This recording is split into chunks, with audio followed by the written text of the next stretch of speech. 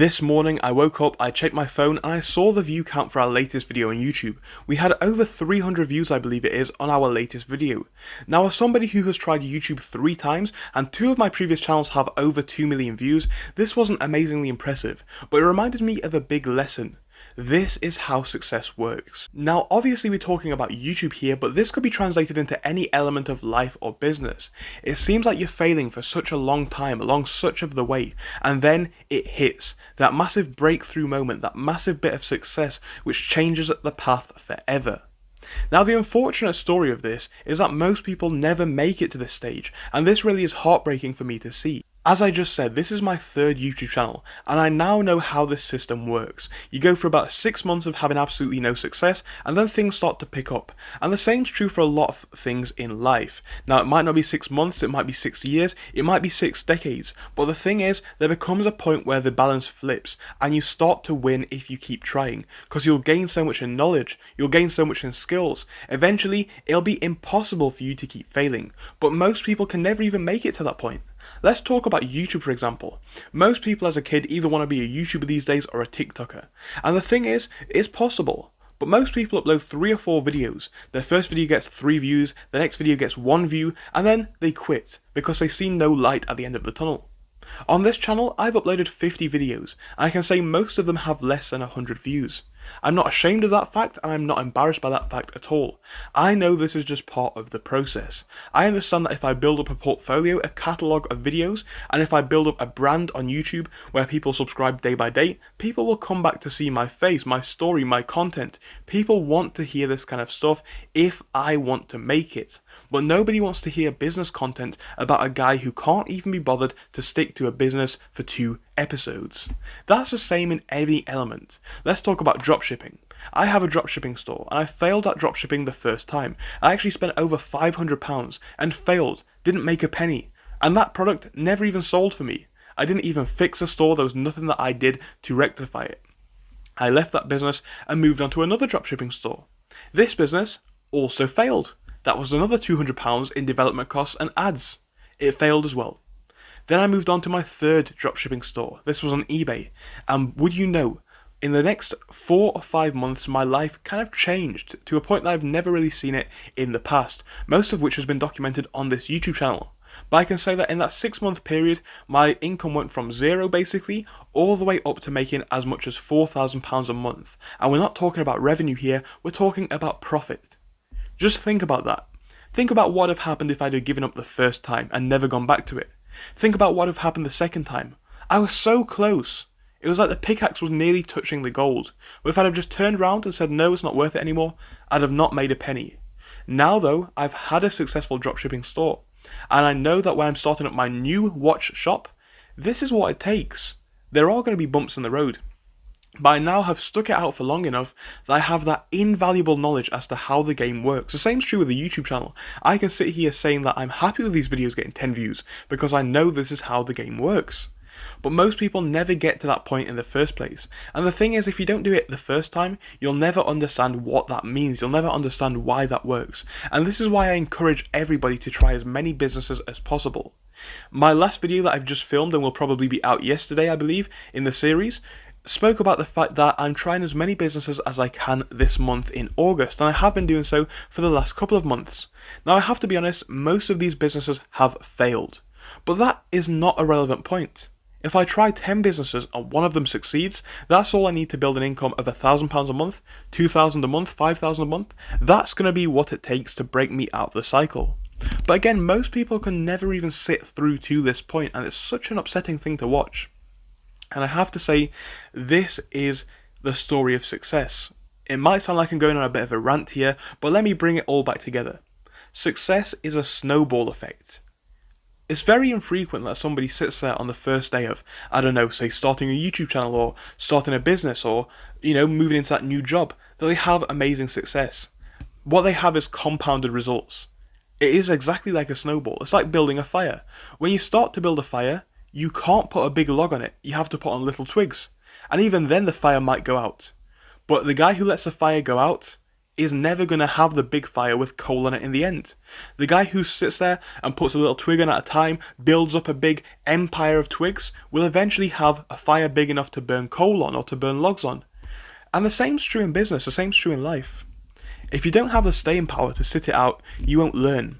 And also, going back to that analogy, the guy who learned how to do that will be able to do that again, because he now knows how that works. And that is true for business, it's true for life.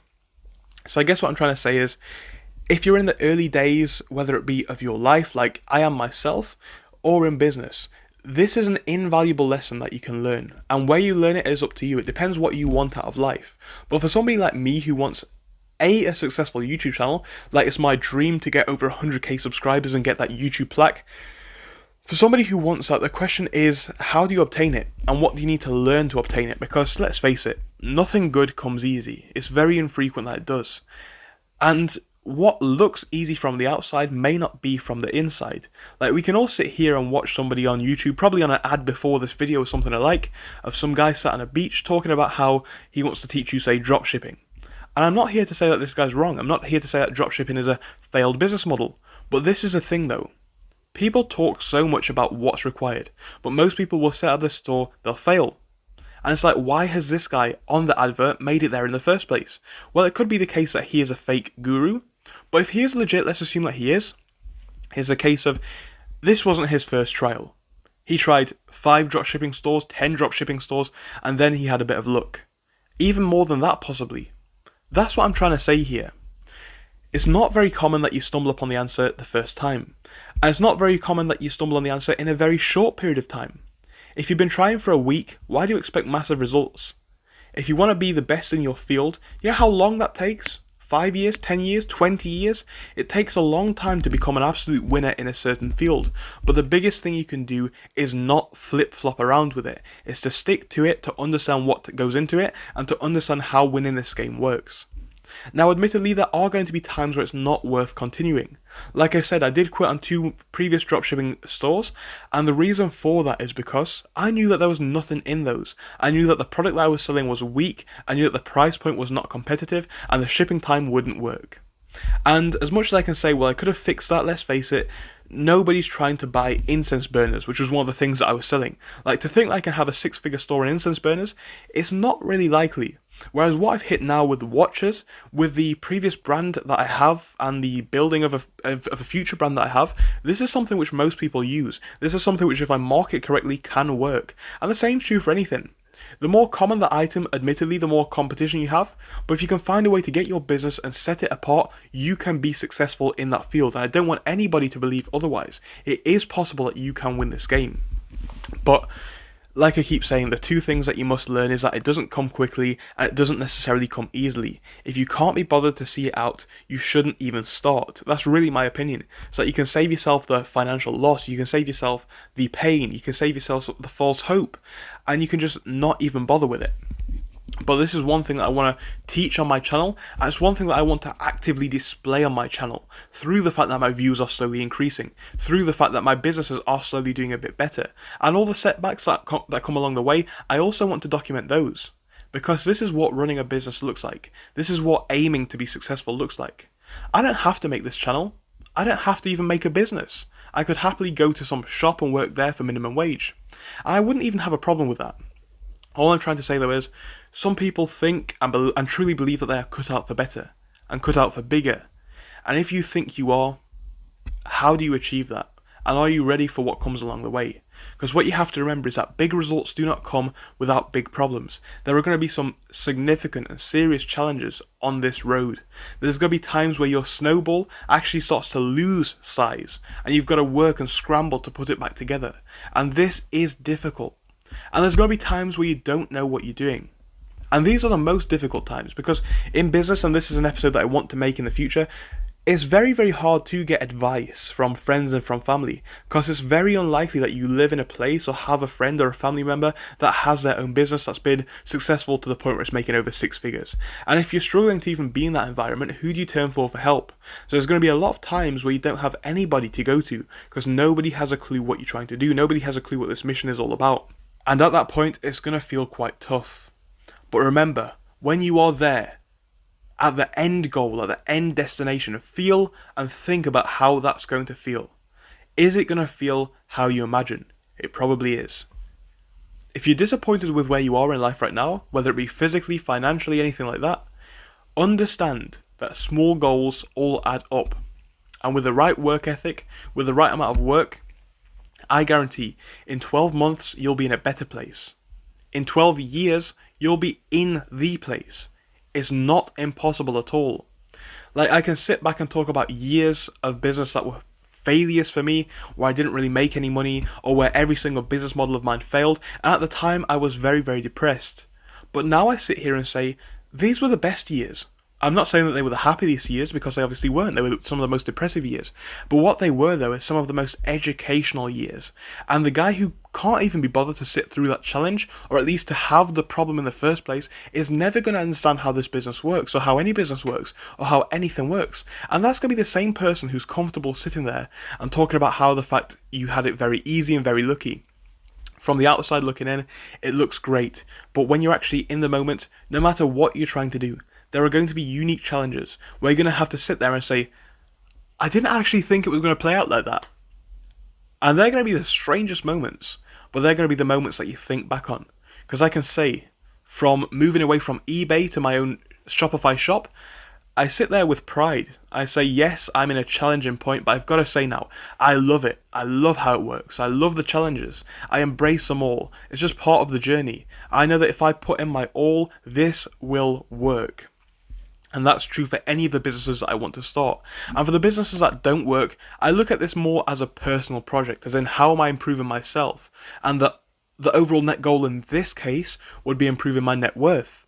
And it's like every single ambition that I have, every single goal that I try to strive to, that is helping me on that journey. So even if a business appears to fail, it's helping you. You're going to gain knowledge that you would have never gained before. And the people who sit there too scared to take the risk, man, they're never going to really amount to anything. They're never going to have that knowledge. And you're going to be 30 or 40 sitting there thinking, I've got more knowledge in any of this stuff than most people. And it's like I just said, even though I'm only 20 years old, from starting my first YouTube channel at 14, I now understand that when I look back here, this channel can be a winner if I want it to be. If I can stay consistent enough, this channel will win. And that's the kind of knowledge and certainty that you can get. Some people will say that's cockiness, that's arrogance. It's not. I don't think there's such a thing as arrogance or cockiness in this field.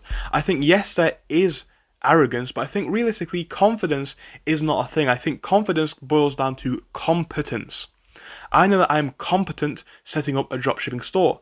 I know that I am competent setting up a YouTube channel that can do well. Once you know that you can do it, you can walk into that room, you can walk into that scenario and say, yep, this needs changing, that needs doing, and this is now going to be a success. And it probably will, because you've got 5 years experience, 10 years of experience. You know what's going to happen. You know how this game plays out for most parts. And the bits that you don't know how they play out, you know how to manage that. You know how to control your emotions, how to control your team, your goals, and how to change your ambition in the time, basically. So what I'm trying to say here is, it's going to be a snowball effect, but it's going to come with some challenges. So if you're not ready for it, really think about what it is that you're looking for.